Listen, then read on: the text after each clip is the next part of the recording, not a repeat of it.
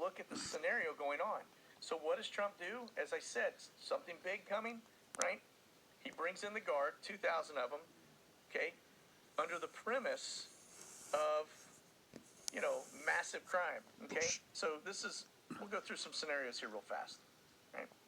So official public safety mission, crime fighting pretext, right? The premise brings in 2,000 National Guard troops deployed and local law enforcement federalized under the banner of fighting crime in a mid-tier city, right?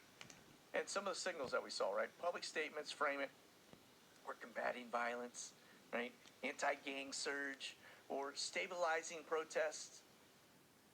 Yeah, still not buying it. Like I said, if you look at crime in D.C., they're not even a top 10 crime city, okay, on the grand scheme of things.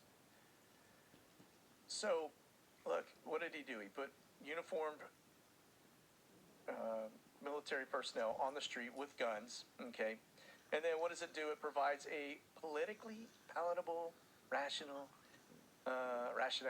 for putting troops on the ground in advance of something else. So you put them in there under the premise of crime, but reality is they're getting ready to, you install the JAGs, you do all of these things. You bring in the admirals to make sure that you're not going to have pushback and a coup as soon as you start to implement and take down the deep state, right? You're starting to read it. This is why I said is that we got an October surprise coming, because this certainly feels like everything is in place to do it, okay?